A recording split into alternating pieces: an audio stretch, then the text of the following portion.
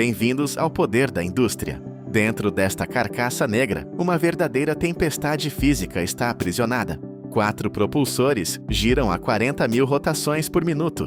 Um erro microscópico na montagem desintegraria a estrutura em pedaços. Mas o aparelho paira imóvel no céu, como uma indústria de 73 bilhões de dólares domou a gravidade. Para um dispositivo voador focado em agilidade, o aço industrial é denso demais e o alumínio forjado cederia sob a pressão das manobras. A resposta definitiva nasce na engenharia aeroespacial, o polímero reforçado com fibra de carbono. Este material suporta forças extremas e mantém uma leveza quase impossível. Mas esculpir essa armadura não é uma tarefa para mãos humanas. Entramos no domínio ensurdecedor da usinagem subtrativa.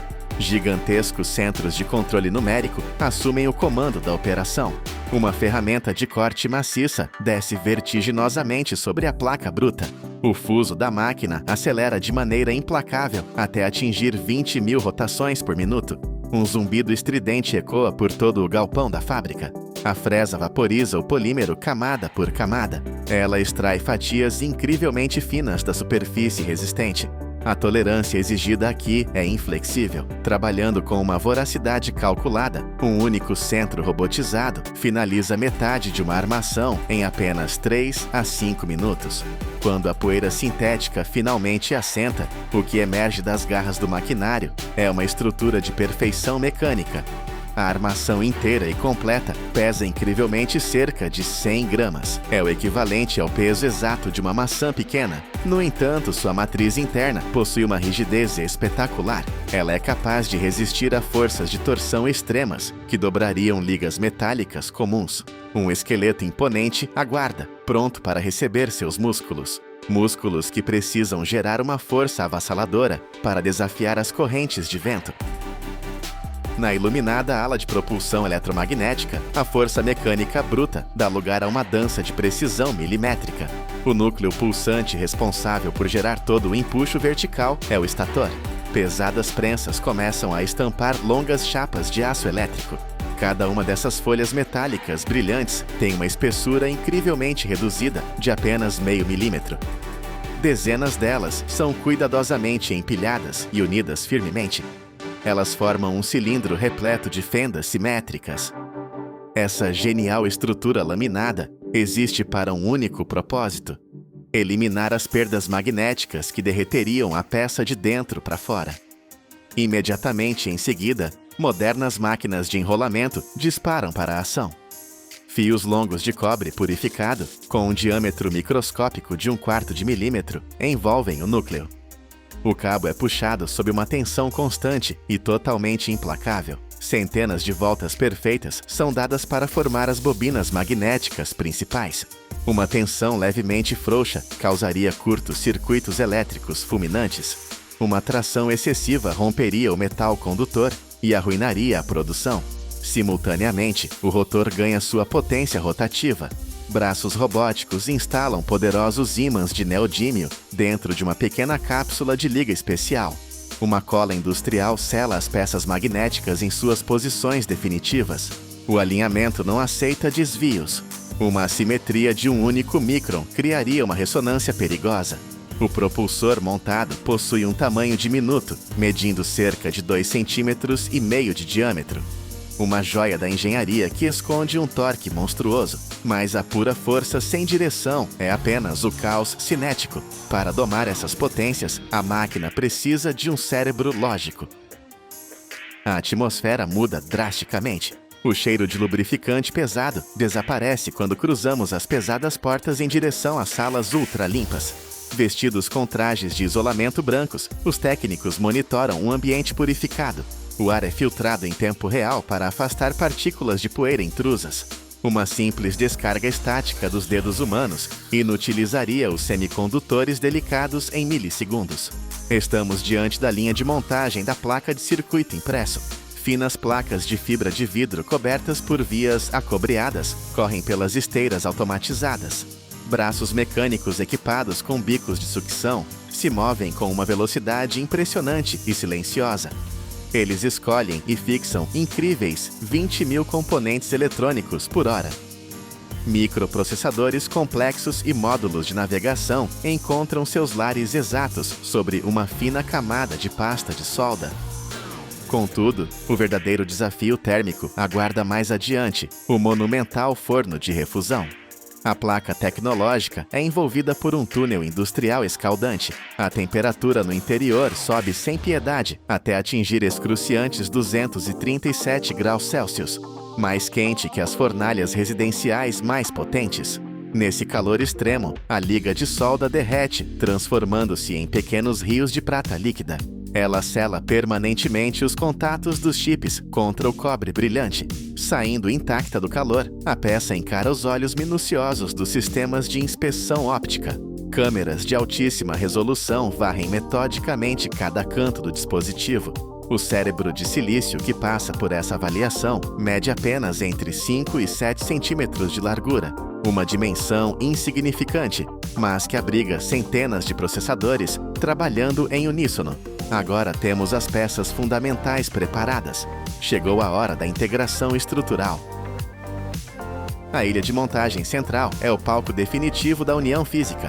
O chassi escuro é travado firmemente em um gabarito de aço maciço. Isso assegura que os suportes dos rotores não desviem de sua rota geométrica ideal. A operação mecânica começa com a instalação da força motriz. Os motores são fixados nas pontas usando parafusos de retenção altamente resistentes. O alinhamento dos eixos rotativos é verificado com uma atenção obsessiva pela equipe de montagem. Se um único propulsor apontar frações minúsculas para a direção errada, toda a estabilização aerodinâmica será corrompida. Em seguida, os cabos condutores são passados cuidadosamente por dentro da estrutura oca. Chegou o momento de posicionar a mente de processamento no coração do aparelho. Mas há um obstáculo oculto desafiador. O quarteto de propulsores em força máxima gerará tremores de alta frequência incessantes. Se a placa principal absorver essas ondas diretamente, seus sensores inerciais falharão completamente. A engenharia resolveu esse dilema introduzindo suaves amortecedores de borracha elástica. Esses cilindros isolantes funcionam como barreiras perfeitas. Eles absorvem as fortes ondas vibratórias e permitem que a eletrônica flutue pacificamente, ilesa, no centro dessa turbulência mecânica. Para alimentar todo esse sistema exigente por energia sem pausas, um denso bloco químico é inserido no compartimento inferior. É uma sofisticada bateria de íons de lítio, contendo 4.000 mAh de reserva elétrica pura. A carapaça protetora superior desce lentamente, blindando os intrincados circuitos dentro de uma fortaleza. O hardware tridimensional está de fato materializado. Contudo, sobre as mesas iluminadas, ele permanece apenas como um corpo metálico silencioso. Ele precisa de instruções racionais para ganhar o propósito do voo digital. Um cabo espesso de transmissão de dados é conectado firmemente à porta lateral do veículo estático. Um oceano torrencial de complexos algoritmos começa a preencher as memórias vazias das placas. Esta etapa invisível mais essencial é a infusão do firmware de controle sistêmico. Linhas intermináveis de códigos avançados correm pelos caminhos de cobre. Eles ensinam a rígida máquina a entender e gerenciar a força da gravidade. Traduzem em tempo real comandos sem fio em pulsos elétricos exatos para controlar a rotação singular de cada hélice. O software recém-implantado cria uma rede neural brilhante que unifica as decisões sobre o empuxo contínuo. Mas uma inteligência artificial taticamente superior precisa de sentidos afinados para perceber o ambiente. A fase de calibração global dos módulos é iniciada na bancada do laboratório. O sistema varre o céu invisível, buscando sincronia matemática, com constelações de satélites em órbita espacial longínqua. O aparelho estabelece um contato de triangulação que assegura uma precisão de localização extrema, na margem restrita de apenas 1 metro. O maquinário digital memoriza e processa dezenas de cenários situacionais complexos. Através desta rigorosa rotina de checagem matemática, a inteligência central ganha a habilidade de corrigir desvios atmosféricos. Ela antecipa as correntes de vento milhares de vezes a cada segundo transcorrido. O despertar digital interno foi concluído com pleno sucesso. A alma matemática da máquina moderna respira de forma ordenada pela primeira vez desde sua criação elementar. Resta apenas o aguardado teste definitivo diante das rigorosas leis da física e das correntes aéreas. Dentro das grossas paredes de concreto da área de testes fechada, o recém-nascido zangão tecnológico repousa sobre a rampa de lançamento. O sinal verde contendo a permissão de voo é finalmente concedido pelos engenheiros. As pás cortam instantaneamente o ar circundante com um som agudo e formidável. O robusto aparelho dispara rumo ao alto da câmara com uma aceleração vertical impressionante. Ele trava os motores magnéticos perfeitamente ao atingir a altura estática de 15 metros acima do piso industrial. É uma estabilidade visual aterradora e inabalável perante o olhar atento da equipe de controle. Os computadores começam a enviar comandos rápidos de simulação de manobras ágeis. O objetivo é colocar a estrutura e os circuitos no limite do estresse tolerável. O aparelho responde com prontidão total, inclinando-se na vertical e atingindo picos de velocidade de expressivos 64 km por hora. Durante este ensaio dinâmico intenso contra as forças gravitacionais, os sistemas avaliam a estabilidade inercial exata. Cada delicado e minúsculo componente eletrônico montado precisa provar de maneira irrefutável seu desempenho prático. Passando triunfante e intacta por esta dura provação cibernética, a máquina desce suavemente para o solo. A longa jornada de fabricação de alta tecnologia terminou com um sucesso absoluto. O equipamento pronto é colocado com cuidado dentro de um berço moldado por espuma protetora espessa. A sólida caixa de transporte, contendo acessórios essenciais e hélices de reserva, é lacrada definitivamente. O pacote finalizado marca as balanças digitais do fim da linha pesando um insignificante 1 kg no total, uma leveza extraordinária para a maravilha mecânica e eletrônica ali contida. A cada segundo, dentro deste invólucro de apenas 100 gramas, propulsores giram a 40.000 rotações, enquanto processadores decifram megabytes de dados. Isso ultrapassa a definição de um simples instrumento recreativo. É o triunfo majestoso da microengenharia, onde a precisão de escala micrométrica prova que o intelecto humano é capaz de subjugar a força primordial da gravidade. 1,9 bilhões de galões de água do mar. Este é o volume colossal, equivalente a mais de 10.000 piscinas olímpicas, que a humanidade decidiu, pela primeira vez na história, despejar diretamente na garganta de um vulcão ativo. Soa como a receita perfeita para um desastre, mas em 1973, quando um rio de lava ameaçou apagar a economia de uma nação inteira, os engenheiros declararam uma guerra total contra a geologia. Esta é a história da maior batalha industrial, já travada entre o oceano e o fogo. Quem venceu? Bem-vindos ao canal Poder da Indústria. Para compreender a verdadeira dimensão desta aposta suicida, precisamos primeiro sentir o terreno onde ela aconteceu. Estamos na Islândia, uma terra onde a beleza do gelo esconde uma violência geológica brutal, logo abaixo da superfície. Imagine um território que abriga até 130 vulcões, onde 30 deles ainda estão respirando, esperando o momento certo para despertar. Se o resto do mundo teme furacões ou terremotos, o pesadelo do islandês é o gigante de fogo que dorme no quintal de casa. O nosso foco é Heimaey, uma pequena ilha a cerca de 7 quilômetros da costa sul. Com apenas 13 quilômetros quadrados, ela parecia um refúgio seguro. Ao lado da cidade, erguia-se o vulcão Eldfell. Durante 6.000 anos, ele permaneceu em silêncio absoluto. As gerações nasceram e morreram acreditando que a montanha estava morta. Mas no mundo da geologia, o silêncio é apenas uma pausa. A noite fatídica chegou em 21 de janeiro de 1973. Pequenos tremores começaram a sacudir as janelas, mas os moradores, endurecidos pela vida no Ártico, não entraram em pânico. Então, a 1h55 da manhã de 23 de janeiro, a realidade se partiu ao meio. Uma explosão ensurdecedora rasgou o céu noturno. O solo não apenas tremeu, ele se abriu como um zíper. Uma fissura de 1,5 km apareceu a apenas 200 metros das casas onde famílias dormiam. Não houve aviso. Chamas dispararam ferozmente para o alto, criando 40 fontes de lava simultâneas que iluminaram a noite com um brilho infernal. Em apenas 48 horas, um cone de cinzas de mais de 100 metros de altura se formou do nada. A lava fluía a uma velocidade aterrorizante de 100 metros cúbicos por segundo. Era uma inundação de fogo líquido. O destino, no entanto, jogou um dado a favor da humanidade. Ventos do oeste sopraram os gases tóxicos para longe da cidade, e uma tempestade no dia anterior manteve toda a frota de pesca no porto. Em menos de 6 horas, 5.000 residentes foram evacuados naqueles barcos, deixando para trás suas vidas e suas casas. Apenas algumas centenas de voluntários ficaram. A cidade estava vazia, mas a guerra contra a Terra estava apenas começando.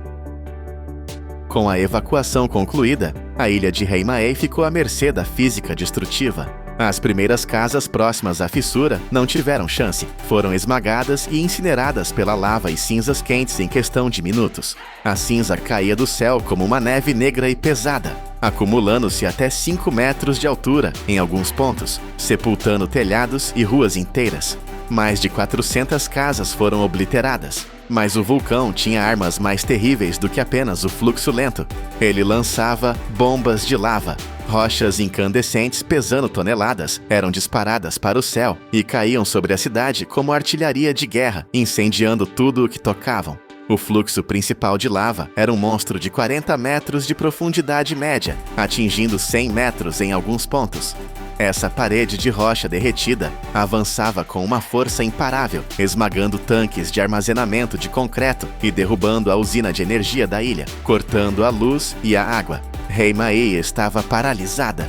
Os 250 voluntários que ficaram para trás, pescadores, bombeiros, operários, tentavam limpar os telhados e salvar móveis, mas logo perceberam que varrer cinzas era inútil se a ilha deixasse de existir economicamente. O alvo da lava não era apenas as casas, era o porto. O porto de Heimaey não é apenas um cais, é o motor econômico que gera 3% de todo o produto interno bruto da Islândia. É o lar da frota pesqueira nacional. Se a lava bloqueasse a entrada do porto, a indústria pesqueira colapsaria e a ilha se tornaria uma rocha morta, sem motivo para ninguém retornar. O desespero exige medidas extremas. Foi nesse momento que oficiais e cientistas propuseram um plano que soava como delírio: usar o oceano para apagar o vulcão. A ideia era bombear água do mar diretamente na lava para resfriá-la e criar uma barreira. Tentativas anteriores no Havaí e na Itália falharam ou foram inconclusivas. Mas a Islândia não tinha escolha. Eles decidiram realizar o maior experimento de engenharia natural da história. A ciência por trás dessa loucura era baseada em termodinâmica pura e brutal. O objetivo não era apagar o vulcão, mas roubar sua energia. Quando um jato massivo de água do mar atinge a lava a mais de 1000 graus Celsius, ocorre uma transferência de calor violenta. A água ferve instantaneamente, expandindo-se e transformando-se em vapor. Esse processo suga uma quantidade colossal de calor da rocha fundida. Ao perder calor, a lava muda de estado, de líquido viscoso para sólido imóvel. A crosta externa endurece rapidamente, criando rocha sólida. O segredo genial era que, enquanto a superfície endurecia, o interior ainda tentava fluir. Isso fazia com que a lava encontrasse resistência nela mesma, criando barragens internas. A própria lava resfriada tornava-se o muro que impedia o avanço do restante do fluxo. Havia também um efeito visual surreal. Como a água vinha do mar, a evaporação deixava para trás toneladas de sal. Manchas brancas gigantescas começaram a aparecer na superfície negra e fumegante, cobrindo a paisagem infernal como se fosse neve. Estima-se que 220.000 toneladas de sal foram depositadas sobre a rocha quente. Mas a execução era um pesadelo. O vapor subia em colunas de centenas de metros, criando uma neblina escaldante que reduzia a visibilidade a zero. Trabalhar ali era caminhar dentro de uma sauna tóxica. As temperaturas perto da frente de lava chegavam a 1.200 graus Celsius, calor suficiente para derreter o aço dos equipamentos se não houvesse cuidado. Era homem contra a temperatura e a única arma era a água. A operação começou com o navio dragador Sunday. que chegou como a primeira linha de defesa, pulverizando cascatas de água do mar diretamente do porto sobre o fluxo. O Sunday conseguiu desacelerar o avanço em uma área crítica, mas a massa de lava era titânica demais para um único navio. A lava continuava a avançar, engolindo 1/5 da cidade até o final de março. Era preciso mais potência. Foi então que a cavalaria industrial chegou. Uma frota aérea e naval trouxe 32 bombas de água gigantescas diretamente dos Estados Unidos. Eram máquinas monstruosas projetadas para fins industriais pesados. Cada uma dessas bombas podia mover 1.000 litros de água por segundo. Imagine o poder disso. Juntas, elas podiam drenar uma piscina olímpica em questão de minutos. Quando esses monstros mecânicos foram ligados em uníssono, o som era ensurdecedor, competindo com o rugido do próprio vulcão. A estratégia mudou de uma defesa desesperada para um ataque coordenado. Quilômetros de tubulações foram estendidos. O volume de água bombeada atingiu picos de insanidade, criando um rio artificial que fluía contra o Rio de Fogo. A lava começou a encontrar uma resistência que a natureza jamais previu. A frente de avanço começou a diminuir a velocidade. O exército de água estava funcionando, mas, para vencer, eles precisavam levar a batalha para o terreno do inimigo. Se bombear água da costa era perigoso, o que veio a seguir foi suicida. Para parar o fluxo principal, os engenheiros precisavam colocar as tubulações não na frente da lava, mas em cima dela. Tratores e escavadeiras, operados por homens com nervos de aço, dirigiram diretamente sobre a crosta de lava em movimento. Parece uma cena de filme de ação, mas era realidade. A camada de cinzas vulcânicas na superfície atuava como um isolante térmico, permitindo que as máquinas pesadas não derretessem seus pneus e esteiras, desde que não parassem por muito tempo. Pela primeira vez, a humanidade construía estradas sobre um rio de fogo ativo. Os trabalhadores, muitas vezes operando cegos pelo vapor, arrastavam tubos manualmente em seções íngremes. E aqui está um detalhe fascinante da engenharia improvisada. Eles não usaram apenas tubos de aço, eles usaram tubos de plástico. Como o plástico não derreteu em cima da lava, a resposta é o fluxo. A água gelada do mar corria tão rápido dentro dos tubos que resfriava o plástico de dentro para fora, impedindo que ele colapsasse com o calor externo. Essas artérias artificiais se estendiam por 200 até 600 metros para dentro do inferno vulcânico. Tubos se rompiam constantemente com o movimento da Terra e as equipes tinham que correr para substituí-los. Durante 15 dias ininterruptos, 132 milhões de galões foram despejados nessa ofensiva final. A barreira fria cresceu. A lava bateu no muro criado por ela mesma e parou. Em 10 de julho de 1973, as bombas foram desligadas. O silêncio voltou a Heimaey. O vulcão havia parado. Quando olhamos para os números finais, a escala do que foi feito é difícil de processar. 1,9 bilhões de galões de água do mar foram usados. 10.000 piscinas olímpicas jogadas contra a Terra. O vulcão expeliu cerca de 250 milhões de metros cúbicos de material. Para visualizar isso, a quantidade de lava e cinzas seria suficiente para cobrir toda a ilha de Manhattan com uma camada de fundações de dezenas de metros de altura. E quanto custou essa guerra? A operação inteira custou cerca de $1,5 milhão na época, o que seria algo em torno de $8 milhões em valores ajustados. Pode parecer caro gastar milhões jogando água em pedras, mas a matemática da sobrevivência é clara. Se não tivessem feito isso, a lava teria fechado o porto. A Islândia teria perdido 3% do seu PIB permanentemente. Gastar 8 milhões para salvar uma indústria nacional inteira foi, sem dúvida, o investimento mais lucrativo da história do país. Em comparação, em outras erupções onde nada foi feito, as ilhas foram abandonadas ou destruídas. Em Heimaey, a humanidade lutou contra a extinção econômica e venceu. Hoje, se você visitar Heimaey, não verá uma terra devastada. A cidade não apenas sobreviveu, ela cresceu. A nova lava resfriada aumentou a área da ilha em cerca de 20%. E a ironia suprema, a nova rocha formou um quebra-mar natural, ainda melhor do que o anterior, protegendo o porto das tempestades do Atlântico. Onde antes havia destruição, agora há turismo. Pessoas de todo o mundo viajam para caminhar sobre as rochas negras, manchadas de sal branco, testemunhas silenciosas da batalha. A humanidade aprendeu uma lição valiosa aqui. Não podemos vencer a natureza com força bruta. Nossos muros de concreto são papel para um vulcão. Mas se tivermos a audácia de usar a própria energia da natureza, a água do oceano, contra a fúria da terra, podemos transformar um desastre líquido em um alicerce sólido para o futuro. Em Heimaey, nós não apenas sobrevivemos ao fogo, nós o domamos.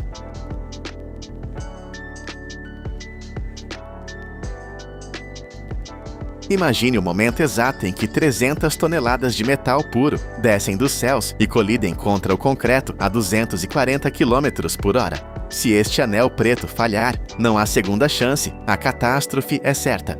Mas a base desta tecnologia não é um metal futurista, é uma seiva branca e pegajosa, colhida na selva. Como um líquido frágil se transforma em um escudo de $5.000, capaz de suportar o peso de um prédio. Bem-vindos à fábrica, onde a natureza bruta é forjada para sobreviver ao impossível. A jornada deste gigante da engenharia começa muito longe das pistas de aeroporto e do barulho dos motores a jato. Ela se inicia no silêncio úmido e abafado das florestas tropicais, onde a tecnologia mais avançada do mundo ainda depende da biologia simples de uma árvore. Aqui, trabalhadores fazem um corte cirúrgico na casca da seringueira, permitindo que o látex branco escorra lentamente para pequenos copos. Pode parecer um método antigo para uma indústria que movimenta bilhões de dólares, mas a verdade é que a química moderna ainda não conseguiu superar a natureza. Uma única árvore produz apenas algumas dezenas de gramas de látex por dia, cerca de 30 a 60 gramas, para fabricar um único pneu de uma aeronave comercial de grande porte, que pode pesar mais de 130 quilos. É necessário o trabalho acumulado de centenas de árvores ao longo de dias inteiros. Você deve estar se perguntando: por que usar árvores quando temos fábricas químicas? A resposta é uma questão de vida ou morte. A borracha natural possui uma resistência ao calor que a borracha sintética simplesmente não tem. Quando um avião toca o solo, o calor gerado pela fricção é avassalador. Se o pneu fosse feito como o do seu carro, com muita borracha sintética, ele derreteria e explodiria sob a carga. É por isso que na mistura de um pneu de avião, a borracha natural representa cerca de 70 a 90% do conteúdo total. É o escudo térmico da natureza protegendo a máquina humana. Após a coleta, esse líquido precioso é estabilizado, prensado e seco, transformando-se em fardos de borracha crua, com alta resistência à tração. Agora, essa matéria-prima vital está pronta para deixar a floresta e entrar no mundo da indústria pesada, onde será testada até o limite. Ao chegar à fábrica, a borracha natural entra em um mundo de força bruta. O objetivo agora é transformar uma matéria macia e elástica em um composto capaz de resistir a impactos de toneladas e pressões internas que excedem 200 libras por polegada quadrada. O coração desta etapa é o misturador interno, uma máquina colossal onde lâminas rotativas giram com uma força capaz de triturar rochas. Aqui, a borracha natural é bombardeada com ingredientes vitais. Adiciona-se uma pequena quantidade de polímeros sintéticos derivados do petróleo, como o estireno, para ajudar o pneu a manter sua elasticidade, mesmo quando a temperatura muda drasticamente durante o voo. Mas o ingrediente que muda tudo, aquele que transforma a borracha branca em uma armadura negra, é o negro de fumo. Este pó finíssimo não está ali apenas pela cor. Ele age como um reforço estrutural, preenchendo os espaços entre as moléculas de borracha e tornando o material incrivelmente resistente a cortes e rachaduras. Em um pneu de avião, o negro de fumo compõe cerca de 35 a 50% da mistura. Sem ele, o pneu se desgastaria em poucos pousos. O som dentro desta sala de mistura é um rugido constante. O atrito gerado pelas lâminas é tão intenso que a mistura aquece sozinha, e óleos de processamento são adicionados com extrema cautela, compondo apenas 5 a 10% da mistura para garantir que a borracha não fique mole demais. O resultado é uma massa negra e densa, ejetada do misturador como lava solidificada. A pele do pneu está pronta, mas sem um esqueleto interno, ela não passaria de uma bolha gigante prestes a estourar. Se você cortasse um pneu de avião ao meio, descobriria que a borracha é apenas a fachada. O que realmente segura o avião no ar e no solo é o tecido e o aço escondidos lá dentro. Diferente dos pneus modernos de carros, que usam uma estrutura radial, os pneus de avião confiam predominantemente em uma construção diagonal, ou bias ply. Imagine camadas de tecido de nylon ou aramida sendo empilhadas umas sobre as outras em ângulos opostos, criando um padrão cruzado.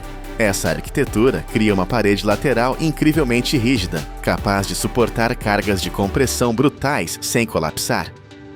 Antes de entrarem no pneu, essas fibras de alta resistência são mergulhadas em borracha quente para garantir que nunca se separem, mesmo sob o estresse de um pouso violento.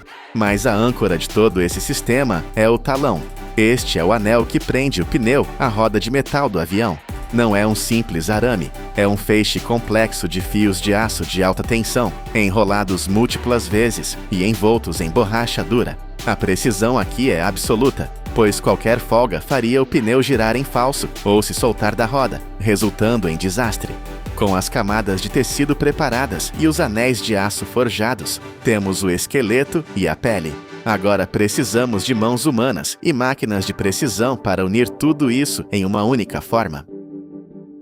A montagem de um pneu de avião desafia a lógica da produção em massa rápida. Enquanto uma fábrica de carros cospe pneus em segundos, fazer um modelo para a aviação pode levar meses de certificação e produção. O processo de construção em si é lento e metódico. Em um tambor de metal expansível, as camadas são aplicadas uma a uma. Primeiro, o revestimento interno, que servirá como a câmara de ar hermética. Depois, vem as lonas de reforço, e não estamos falando de 2 ou 3 camadas. Um pneu de avião pode ter entre 12 a 20 camadas de tecido empilhadas. Cada camada é posicionada em um ângulo calculado matematicamente para distribuir as forças de impacto. O operador ou o sistema robótico deve garantir que a tensão seja perfeita. Em seguida, os pesados anéis de aço do talão são colocados nas bordas e o tecido é dobrado sobre eles, travando a estrutura mecanicamente. Quando a banda de rodagem e as paredes laterais são finalmente aplicadas, o tambor se expande, transformando o que era um cilindro plano na forma arredondada de um pneu. Neste estágio, ele é chamado de pneu verde. Ele é pesado, chegando a 136 quilos, e denso, mas ainda é quimicamente fraco. Suas moléculas estão apenas misturadas, não unidas. Se ele tocasse a pista agora, se deformaria como argila. Para ganhar sua força lendária e se tornar um objeto sólido, ele precisa passar pelo fogo. O pneu verde, agora uma massa imponente de borracha e tecido, é levado para o setor de vulcanização. Ele é colocado dentro de um molde de aço maciço que pesa toneladas. Quando a prensa se fecha, ela aplica uma força esmagadora. Dentro do pneu, uma bexiga de borracha infla com vapor de alta pressão, empurrando a massa verde contra as paredes do molde, onde o desenho do pneu está esculpido. A temperatura sobe para níveis entre 160 e 177 graus Celsius. É um calor intenso, mas controlado com precisão para não danificar o nylon no interior. Este é o momento da transformação irreversível. O enxofre na mistura acorda e começa a criar ligações químicas entre as longas cadeias de polímeros. É como se bilhões de microsoldas estivessem acontecendo simultaneamente dentro da borracha. Esse processo, chamado de reticulação, transforma a borracha de uma pasta plástica em um material elástico com memória. O ciclo de cozimento é longo, durando de 30 a 60 minutos, muito mais do que um pneu de carro, para garantir que o calor penetre até o núcleo mais profundo dessa carcaça espessa. Se o tirarem 1 minuto antes, o interior estará cru e falhará. 1 minuto a mais e a borracha se torna quebradiça. Quando a prensa finalmente abre em meio a nuvens de vapor, o que emerge não é mais um conjunto de peças. É um monólito negro, uma peça única de engenharia pronta para a batalha. Mas na aviação, a confiança não é suficiente. É preciso ter certeza absoluta. O pneu recém-nascido não vai para o estoque. Ele vai para uma sala de interrogatório técnico. A primeira etapa é a inspeção visual e dimensional, onde lasers escaneiam a superfície para garantir que a redondeza seja perfeita. Mas os defeitos mais perigosos são aqueles que não podemos ver. Por isso, cada pneu passa por um exame de raio-x rigoroso. Os técnicos olham através da borracha espessa para verificar a posição dos fios de aço e a integridade das 20 camadas de tecido. Uma bolha de ar microscópica ou um fio desalinhado é motivo para rejeição imediata. Além disso, a tecnologia de xerografia a laser é usada para detectar separações internas sob vácuo. E para provar que o projeto funciona, amostras do lote são levadas à destruição em testes de sobrecarga e velocidade, simulando pousos muito mais violentos do que qualquer piloto faria na vida real. A tolerância para erros aqui é zero. Apenas quando o pneu sobrevive a essa bateria de testes, ele recebe o selo de certificação para voar. Finalmente, o pneu aprovado está pronto para encontrar a roda. Mas mesmo a montagem tem seus segredos. As rodas de avião são feitas em duas metades que são parafusadas, garantindo que o pneu não sofra danos ao ser forçado sobre o aro. E aqui está o detalhe final que separa a aviação de tudo o que você conhece na estrada: a inflação. Você nunca verá um mecânico enchendo um pneu desses com ar comum. O ar contém oxigênio e umidade. Em grandes altitudes, a umidade congela. E no pouso, o calor intenso dos freios poderia fazer o oxigênio reagir com a borracha quente, criando uma bomba relógio interna. Para eliminar qualquer risco de fogo ou explosão, os pneus de avião são inflados com nitrogênio puro e seco. O nitrogênio é inerte, não alimenta chamas e mantém a pressão estável, mesmo quando a temperatura oscila drasticamente. O pneu é inflado a pressões superiores a 200 libras por polegada quadrada, tornando-se duro como rocha ao toque. Agora balanceado e pressurizado, ele é finalmente montado no trem de pouso, pronto para assumir seu posto. De volta à pista de pouso, o gigante de metal se aproxima. As rodas estão estáticas, mas o chão corre a 240 km por hora. No momento do impacto, a fumaça sobe e a estrutura se deforma, absorvendo uma energia cinética brutal, mas ele aguenta. Aquele anel preto que começou como gotas de seiva em uma floresta tropical, agora carrega centenas de vidas em segurança. Ele é a prova de que, com engenharia suficiente, podemos transformar a fragilidade da natureza na força mais confiável do mundo moderno. Quando você ouvir o som do pouso na sua próxima viagem, lembre-se, não é apenas borracha que está tocando o solo, é um milagre da indústria que vale cada centavo. Imagine um território colossal, 2 vezes maior que o Texas e 3 vezes maior que a França, mas não é terra firme.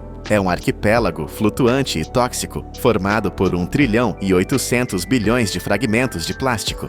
Durante décadas, os cientistas disseram que limpar esse caos custaria bilhões e levaria milhares de anos. Era considerado impossível. Mas hoje, uma tecnologia revolucionária já removeu 45 milhões de quilos desse lixo.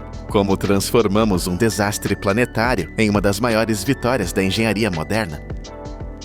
Para entender a magnitude desta batalha, precisamos olhar para o inimigo de perto. O que chamamos de grande mancha de lixo do Pacífico não é uma ilha sólida onde você pode pisar.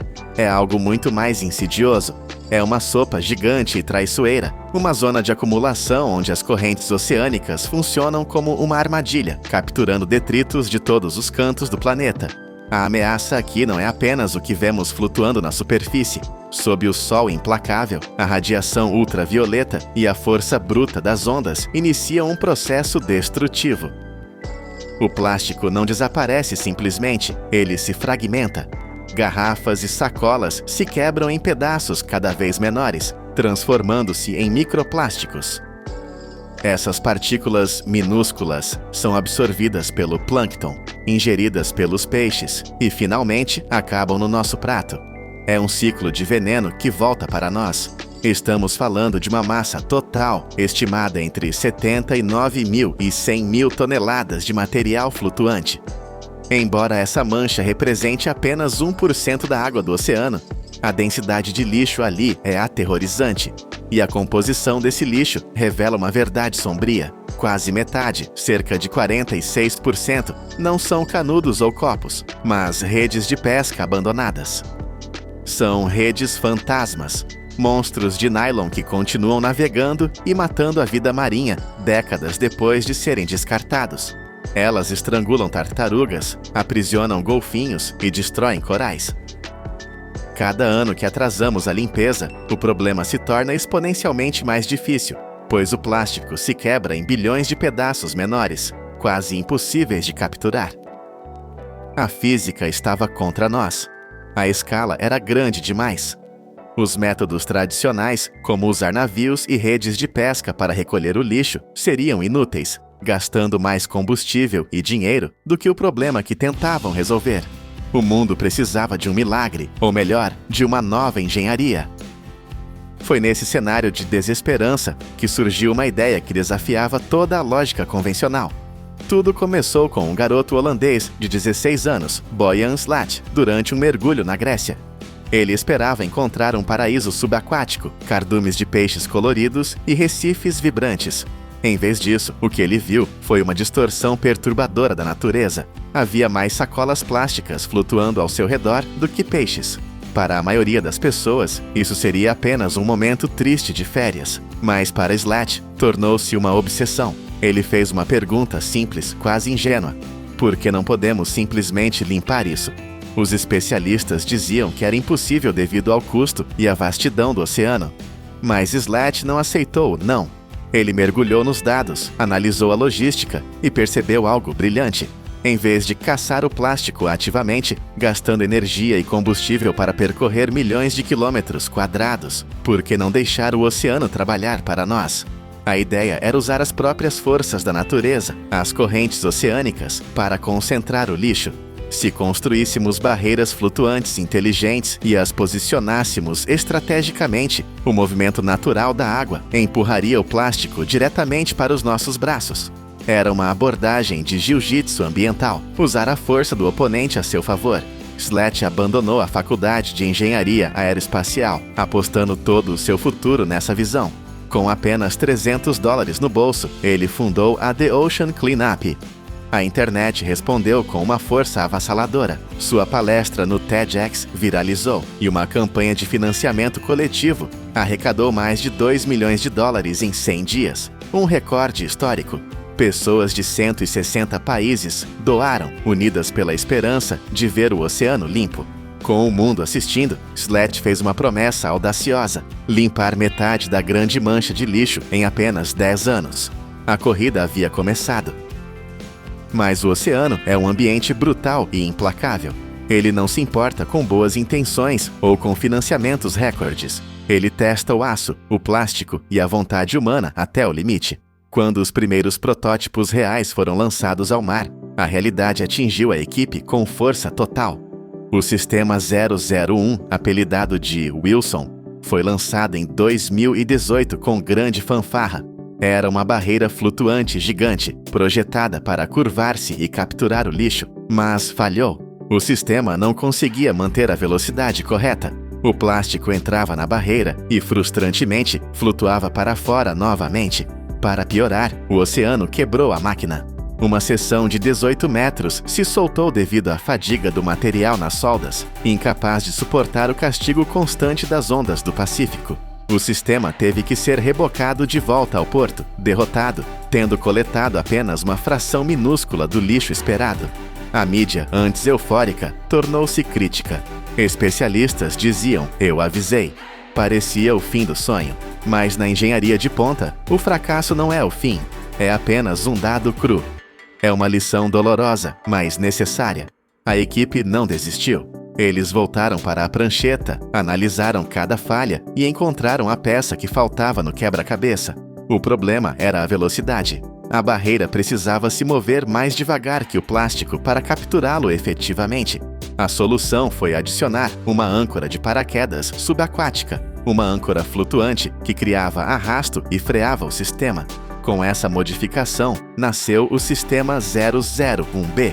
E funcionou. Pela primeira vez na história, uma estrutura artificial conseguiu capturar e reter o plástico da grande mancha, desde redes de pesca gigantes até microplásticos minúsculos de apenas 1 milímetro.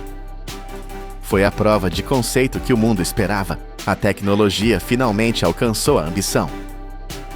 Enquanto lutavam em alto mar, os engenheiros perceberam que a guerra precisava ser travada em 2 frentes. Limpar o oceano era vital, mas era como enxugar o chão com a torneira aberta. Precisavam fechar a torneira. Uma pesquisa reveladora mostrou que 80% de todo o plástico que entra nos oceanos vem de apenas 1.000 rios, cerca de 1% dos rios do mundo. Essas artérias fluviais estavam bombeando lixo diretamente para o coração do mar. A estratégia mudou: interceptar o lixo antes que ele chegasse ao oceano aberto. A resposta foi o Interceptor, uma máquina que parece saída de um filme de ficção científica. O Interceptor é uma barreira autônoma, movida a energia solar, que funciona como uma goleira incansável nos rios mais poluídos do mundo. Ancorado no leito do rio, ele usa uma barreira flutuante longa para desviar o lixo da correnteza. O design é genial. A barreira não bloqueia a água nem atrapalha os peixes, mas guia garrafas, pneus e sacolas diretamente para a boca da máquina. Uma vez lá dentro, uma esteira rolante de aço inoxidável, robusta o suficiente para aguentar troncos e geladeiras velhas, levanta o lixo da água. Um computador de bordo distribui o lixo uniformemente em contêineres internos e avisa quando está cheio. É uma operação silenciosa, limpa e mortalmente eficiente. Um único interceptor pode extrair até 100.000 quilos de lixo por dia. Eles operam 24 horas por dia, 7 dias por semana, sem descanso, alimentados apenas pelo sol. Agora, em vez de perseguir o lixo disperso por quilômetros, a humanidade tinha uma maneira de pará-lo na fonte, em escala industrial. Com a tecnologia comprovada nos rios e no oceano, chegou a hora de escalar, de deixar de ser um experimento e se tornar uma indústria de limpeza planetária. A partir de 2021, a The Ocean Cleanup lançou sistemas maiores, mais fortes e mais inteligentes. O Sistema 002 e depois o gigantesco Sistema 03 transformaram a coleta de lixo em uma operação massiva. Imagine redes com quilômetros de extensão sendo arrastadas por navios, varrendo a superfície do oceano com precisão cirúrgica. As imagens são de tirar o fôlego. Quando a rede é içada para o convés, uma montanha de lixo se revela. São toneladas de redes emaranhadas, caixas, capacetes, brinquedos e garrafas que flutuavam há décadas. Em uma única operação, eles conseguiram retirar quase 1,5 milhão de quilos de lixo. É uma quantidade que desafia a imaginação. Até o final de 2025, a organização já havia removido mais de 45 milhões de quilos de plástico dos ecossistemas aquáticos. Isso equivale a quase 100 milhões de libras de lixo que não estão mais envenenando nosso planeta. A frota cresceu para dezenas de interceptores operando em rios da Ásia, América Latina e África. Centenas de pessoas de 30 nações trabalham juntas, monitorando dados, pilotando navios e operando máquinas. O que começou como o desenho de um adolescente em um guardanapo, agora é uma operação multinacional, movendo montanhas de detritos sintéticos. A humanidade provou que tem a capacidade não apenas de destruir, mas de restaurar em grande escala. Mas a história não termina quando o lixo sai da água. Pelo contrário, surge uma nova questão crítica: o que fazer com milhões de quilos de plástico degradado e sujo? Simplesmente movê-lo de um lugar para outro não resolve o problema. É preciso garantir que esse plástico nunca mais volte à natureza. O processo de pós-coleta é tão rigoroso quanto a extração. Assim que chega à terra firme, o lixo entra em uma cadeia de custódia estrita. Ele é triado, lavado e analisado. Parte desse plástico, aquele que ainda mantém alguma integridade estrutural, é reciclado. E aqui a engenharia brilha novamente. O plástico retirado do meio da mancha de lixo foi transformado em produtos duráveis, como óculos de sol de alta qualidade. Ao comprar esses produtos, as pessoas financiam a limpeza de mais partes do oceano, criando um ciclo virtuoso. É a economia circular em sua forma mais pura. O lixo de ontem financia a limpeza de amanhã. No entanto, a realidade é dura. Cerca de 80% do material coletado está tão danificado pelo sol e pelo sal que não pode ser reciclado convencionalmente. Para esse material, a solução é a recuperação de energia térmica ou o confinamento seguro, garantindo que ele seja eliminado da biosfera para sempre. Cada quilo é contabilizado, nada volta para o mar. As críticas existem, é claro. Alguns dizem que devemos focar apenas em parar a produção de plástico. Mas a The Ocean Cleanup provou com dados que o risco de deixar o plástico lá fora é muito maior do que o risco de tirá-lo. Com um custo estimado de 7 bilhões e meio de dólares para limpar toda a mancha, o preço é alto, mas é uma fração do que gastamos em guerras ou luxos. É o preço de salvar o nosso oceano. Começamos esta jornada com um número assustador: 1,8 trilhão de pedaços de lixo. Parecia um inimigo invencível, mas terminamos com outro número: 2040. Essa é a meta para remover 90% de todo o plástico flutuante dos oceanos. O que vimos aqui não foi apenas a limpeza de lixo, foi a limpeza da nossa própria consciência coletiva. Provamos que a tecnologia, quando guiada por um propósito inabalável, pode reverter décadas de negligência. De um mergulho frustrante na Grécia a frotas de robôs autônomos nos rios mais remotos do mundo, a humanidade mostrou sua verdadeira força. O oceano não pode se curar sozinho, mas agora ele tem um aliado poderoso. Não é mágica, é engenharia, persistência e a recusa absoluta em aceitar o impossível. E a maior lição de todas: se podemos limpar o maior oceano da Terra, não há limite para o que podemos consertar a seguir. Todos os anos, o mundo produz mais de 10 mil milhões de blocos de betão, um número astronômico para um material que parece tão simples. Eles estão em toda parte, desde fundações enterradas nas profundezas do solo, até aos arranha-céus que definem as nossas cidades. Cada um destes blocos, aparentemente humilde, é projetado para resistir a mais de 1.500 libras por polegada quadrada de força de compressão. Isto é o equivalente a colocar o peso de vários automóveis, concentrado numa superfície não maior que a palma da sua mão. Mas como é que algo feito de areia, pedra e água se torna tão incrivelmente forte?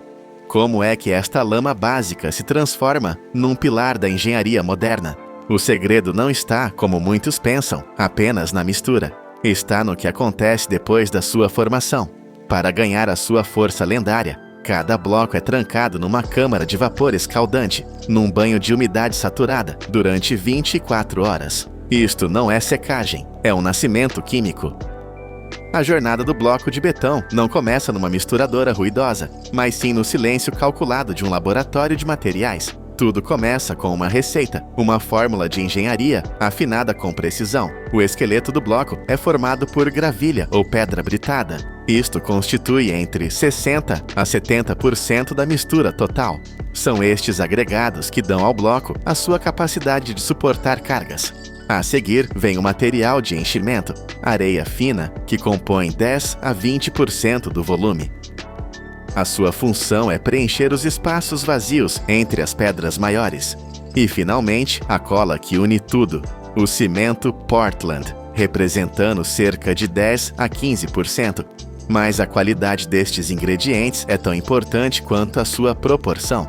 A falha começa antes mesmo de a primeira pá ser levantada. O cimento, o componente mais crítico, é armazenado em gigantescos silos de aço selados. Aqui, o inimigo número 1 é a umidade do ar. Sistemas de controlo monitorizam constantemente o ambiente, pois o cimento que absorve umidade antes do tempo começa a reagir, a curar, transformando-se num pedaço de rocha inútil e inutilizável antes mesmo de chegar à linha de produção. Um silo comprometido pode significar a perda de centenas de toneladas de material. Da mesma forma, a areia e a pedra são mantidas em armazéns secos e bem ventilados, garantindo que permanecem soltas e com um teor de umidade controlado. A maioria destas fábricas é estrategicamente construída a poucos quilômetros das pedreiras. Isto não é apenas por conveniência, é uma estratégia econômica e ecológica vital. Reduzir a distância de transporte de milhares de toneladas de pedra por dia corta drasticamente os custos de combustível e as emissões de dióxido de carbono. Nesta fase, a precisão é absoluta. Um desvio de 1% na receita não é um pequeno erro, é uma falha catastrófica que pode comprometer a integridade de um lote inteiro de produção. Quando cada componente é pesado eletronicamente com uma precisão de gramas, eles são transportados por correias transportadoras para os misturadores industriais. E é aqui que encontramos o primeiro grande paradoxo da produção de blocos de betão. Ao contrário do betão tradicional que vemos a ser derramado em fundações, uma sopa cinzenta e fluida, a mistura para blocos de betão tem de ser formulada com um teor de umidade muito baixo, tem de ser quase seca. A razão para isto é fundamental para todo o processo que se segue. O excesso de água é um veneno para a próxima etapa. Daqui a momentos, esta mistura será submetida a uma força de compressão colossal. Se estivesse demasiado molhada, a água, que não pode ser comprimida, seria espremida violentamente, fazendo com que o bloco perdesse a forma, se deformasse ou desenvolvesse fissuras internas assim que a pressão fosse aliviada. Por isso, a quantidade de água purificada é adicionada com precisão de alta tecnologia. Dentro de misturadores de grande capacidade, eixos de aço pesados e lâminas poderosas giram continuamente, não apenas misturando, mas amassando os ingredientes. A água ativa quimicamente o cimento, começando a criar a pasta que revestirá cada grão de areia e cada pedaço de pedra. Este equilíbrio é tão delicado que mesmo nas fábricas mais modernas, muitos operadores experientes ainda realizam o teste da mão. O engenheiro agarra num punhado da mistura e aperta. Ela tem de se manter coesa, formando um aglomerado sólido na sua luva, mas não pode libertar uma única gota de água. Tem de ser coesa o suficiente para formar uma massa sólida, mas seca o suficiente para manter a sua forma sob pressão. Não é culinária, é ciência dos materiais em ação, num equilíbrio perfeito entre plasticidade e densidade. Esta massa ideal, apenas úmida, está agora pronta para o nascimento da forma. É transportada para o coração pulsante da fábrica, a prensa de moldagem automatizada. Esta máquina é o núcleo de formação de toda a linha, uma maravilha da engenharia síncrona. A mistura de betão é alimentada num conjunto de moldes de aço, compartimentos que definem a geometria exata dos blocos. Dependendo do tamanho, o sistema pode comprimir entre 4 a 12 blocos num único ciclo de segundos, e então o processo começa. Não é apenas uma prensa, é um ataque coordenado, um golpe duplo de força. Primeiro, um sistema de compactação hidráulica de alta pressão exerce uma força tremenda a partir de cima, atingindo várias toneladas por polegada quadrada. Isto comprime a mistura firmemente no molde, maximizando a sua densidade bruta e espremendo o ar aprisionado. Mas a pressão sozinha não é suficiente. Se apenas pressionasse, a mistura mais densa ficaria no topo, enquanto o fundo permaneceria mais solto. Simultaneamente, um mecanismo de vibração de alta frequência ativa-se por baixo do molde. Esta vibração intensa e controlada distribui o material uniformemente, faz com que as partículas de areia, gravilha e cimento se agitem, se acomodem e se entrelacem firmemente, preenchendo cada micro-vazio que a pressão por si só não conseguiria alcançar. É como um jogo de Tetris molecular, onde cada peça encontra o seu lugar perfeito. A pressão da densidade, a vibração da uniformidade. Quando a fase de compressão termina, os blocos recém-formados emergem. São superfícies planas, arestas vivas e uma estrutura compacta. Mas esta perfeição geométrica é uma ilusão. Neste exato momento, os blocos são frágeis. Mantêm a sua forma, mas ainda não têm força. São pouco mais do que um castelo de areia molhado e densamente compactado. Os blocos verdes e frágeis são agora transportados por sistemas automatizados para a fase que responde à nossa pergunta inicial. É aqui, longe dos martelos e das prensas, que a verdadeira força nasce.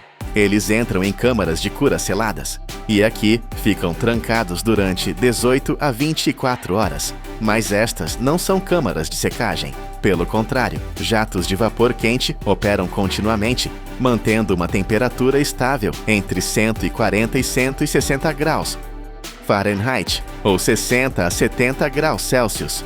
Mais importante ainda, a umidade é mantida perto de 100%.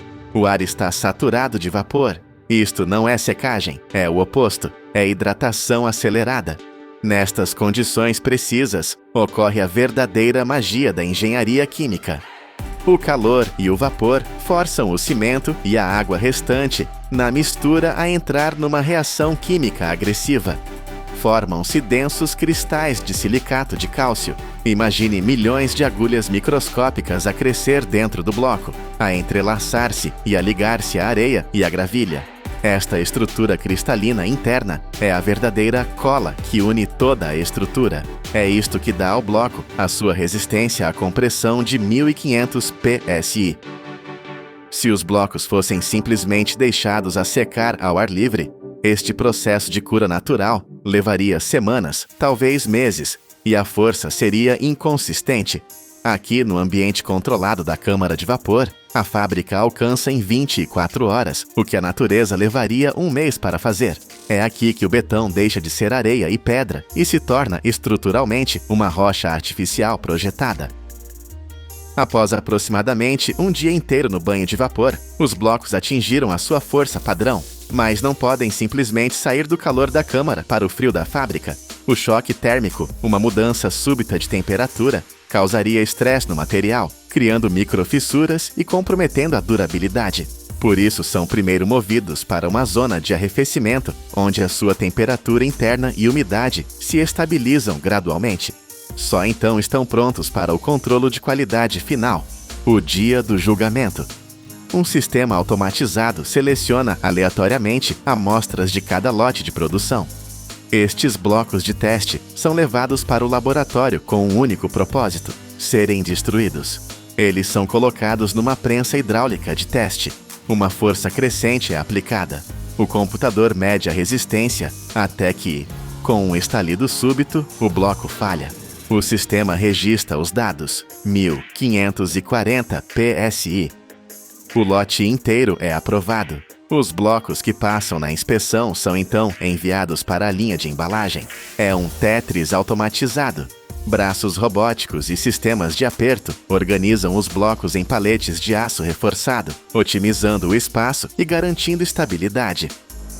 Cada palete é segura com cintas de plástico de alta resistência ou envolvida em várias camadas de filme protetor.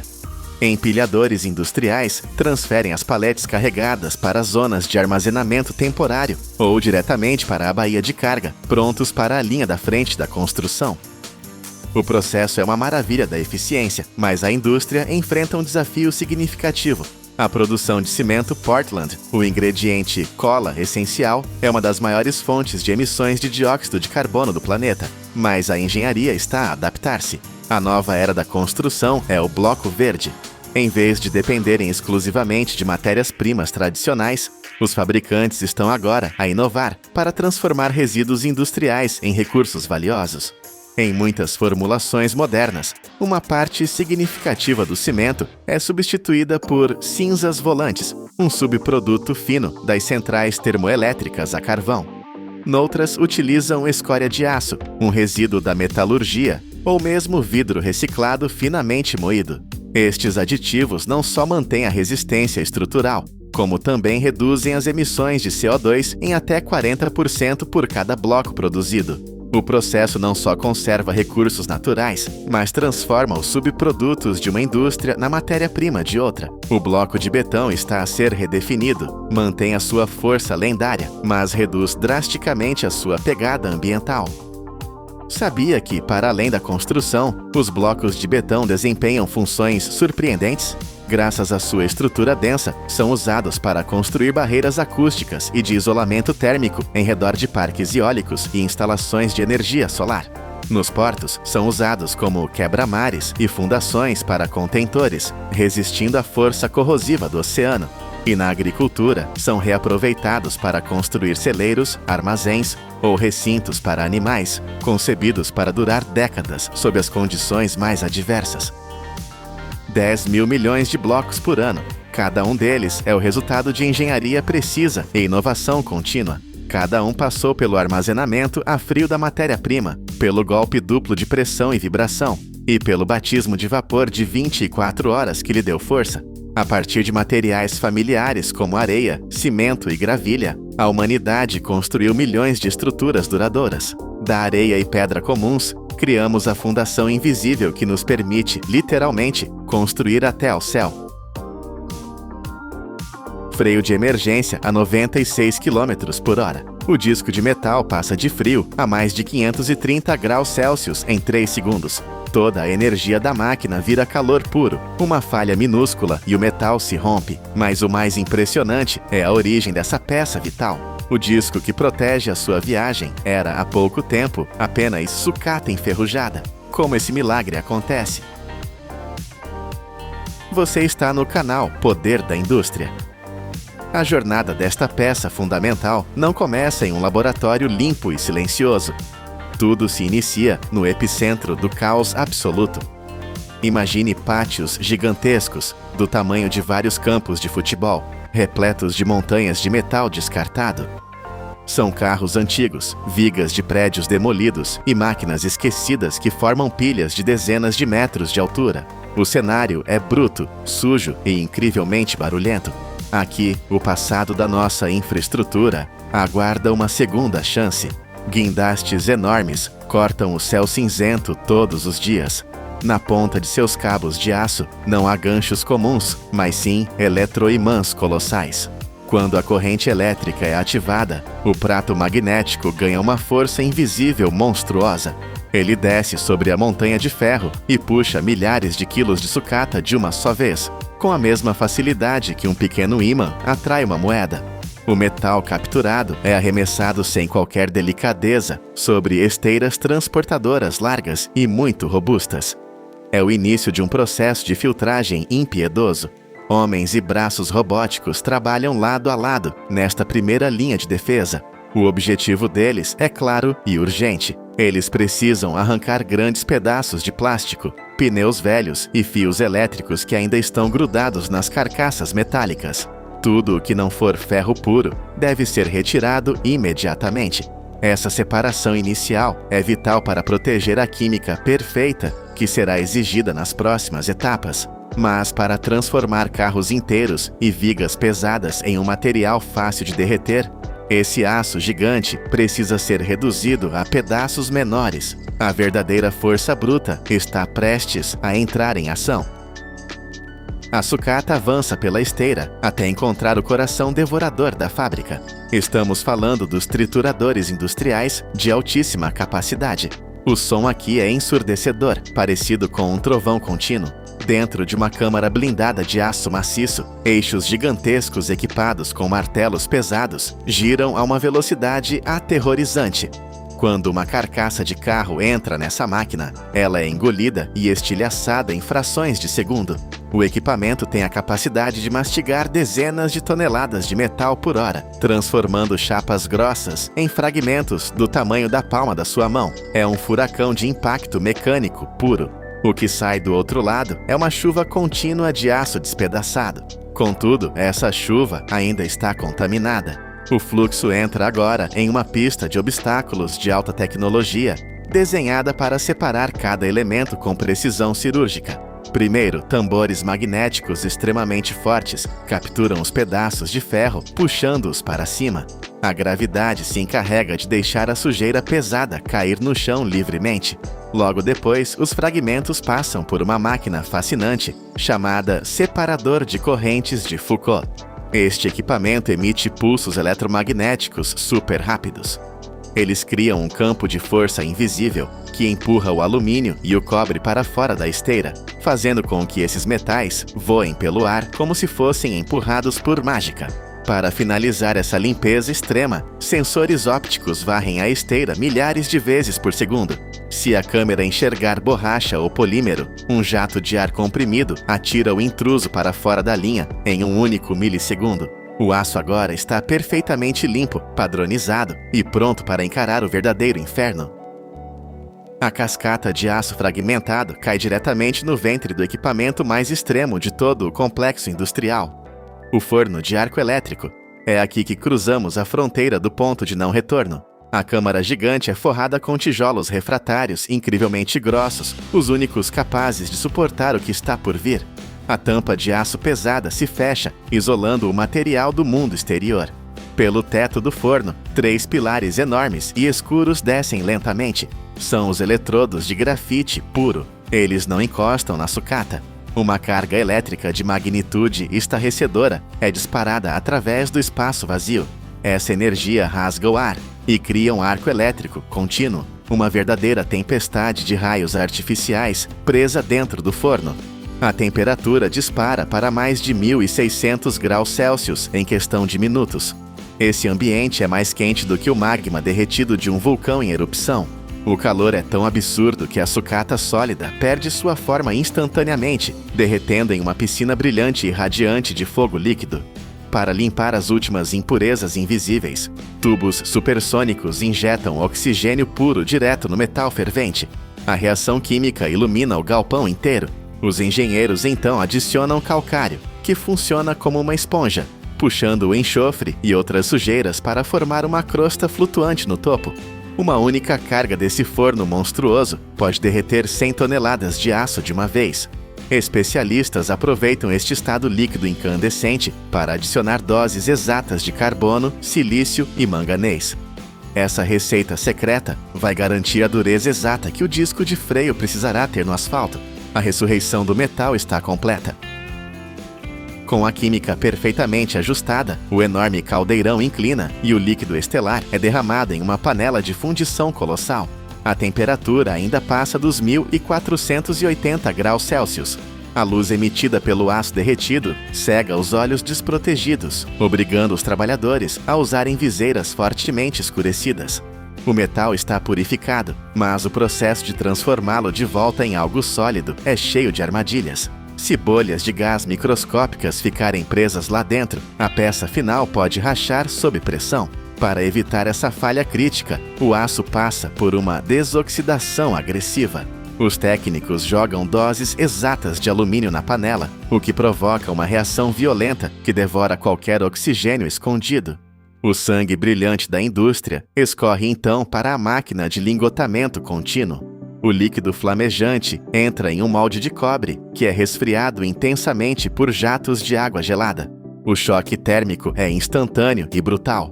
Assim que o aço encosta no cobre frio, uma casca sólida se forma na mesma hora, prendendo o miolo que ainda está líquido e fervendo. É o nascimento de um novo bloco de metal. Um sistema de rolos pesados puxa essa coluna brilhante para baixo, sem parar. Chuveiros de altíssima pressão bombardeiam a superfície com névoa fria durante a descida inteira. A velocidade dessa queda é calculada matematicamente. O miolo precisa endurecer de fora para dentro de um jeito suave, sem criar buracos internos. O resultado final é um tarugo cinzento, maciço e sem nenhuma falha atômica.